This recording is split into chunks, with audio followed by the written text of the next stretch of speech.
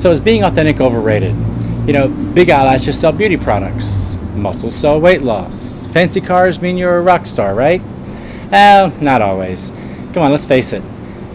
Telling someone how to make $1,000 a day with Facebook ads can be a compelling video, but no one's going to believe you if you're in your mom's basement wearing a hoodie and it's dark and dank looking.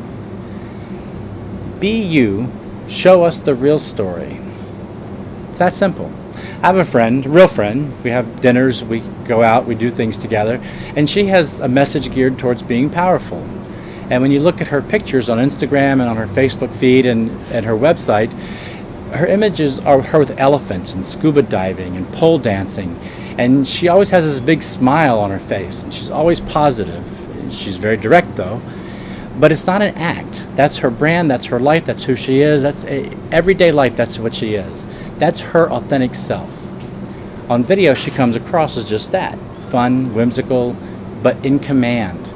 To me, she's refreshing because she's being her best self. Most people don't want drama unless they're Kardashian fans. They want to know the real stuff. They want you to give them the goods that they need and expect. Before I shoot a video, for example, I take a shower, brush my hair, brush my teeth, put on a button-down shirt, and even though I wear t-shirts most of the time, I still feel better when I'm like in a button-down shirt if I'm going to a meeting or doing a video or something. That just seems more me, because it is more me.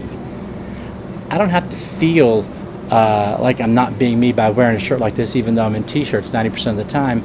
But my persona of this is this. It's authentic. It's just being me. So authenticity is about being you. It's not just about looks, though. Everyone is always judging you on some level when they see you, when they hear you, when they learn about you.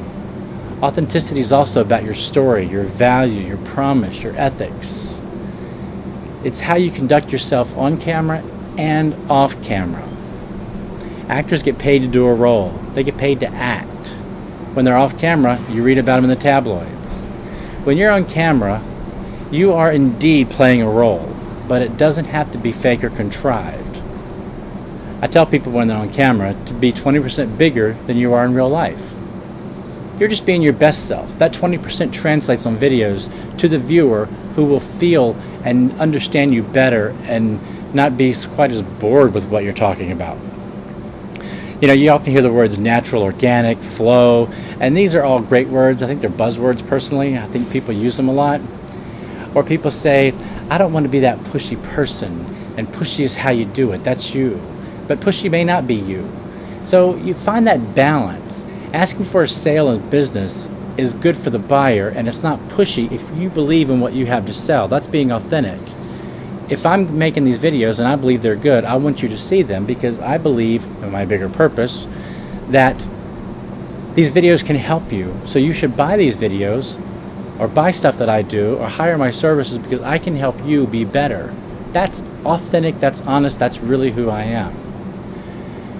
If you feel good enough to be making a product or selling something that you want people to buy, you need to be authentic enough to be able to sell it and ask for the sale without being embarrassed or something else, because it's not fake.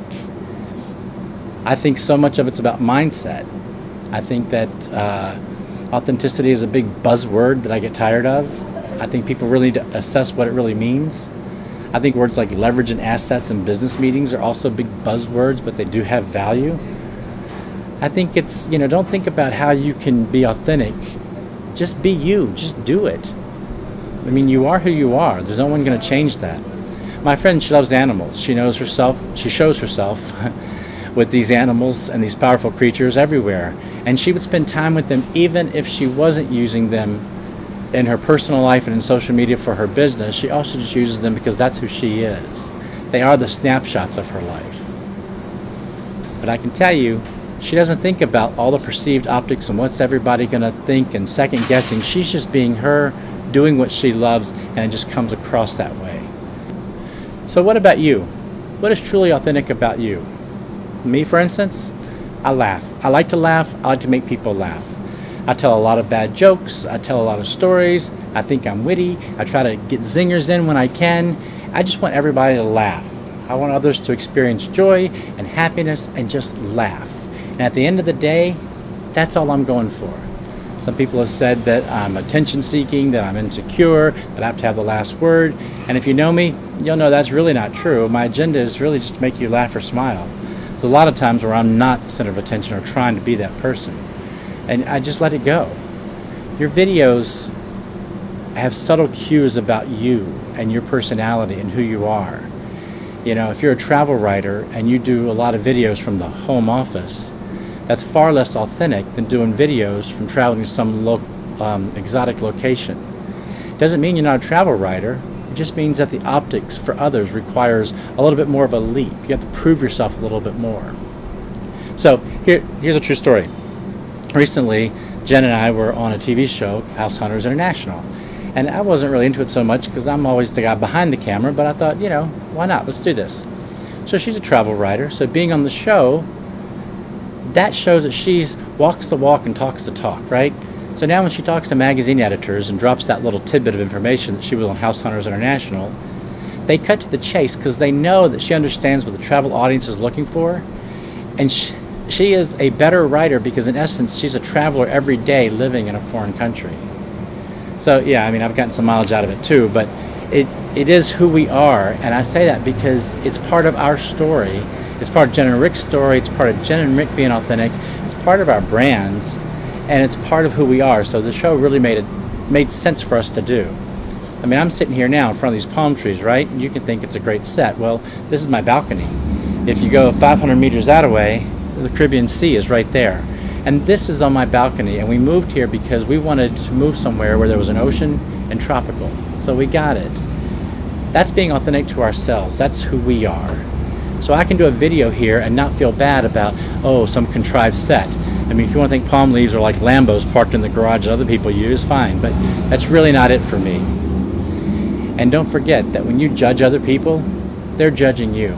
And if you judge somebody because they like high heels or eyelashes or whatever it is that you think may be superficial, they are really being their authentic self. So be careful how you judge people. What you think about them doesn't matter to them. Just because they don't think like you or act like you doesn't mean that they're not being authentic to who they are. So have an open mind about authenticity also. You don't have to conform to what everybody else wants. So at the end of the day, be yourself, be your best self. Be authentic, but don't be fake authentic.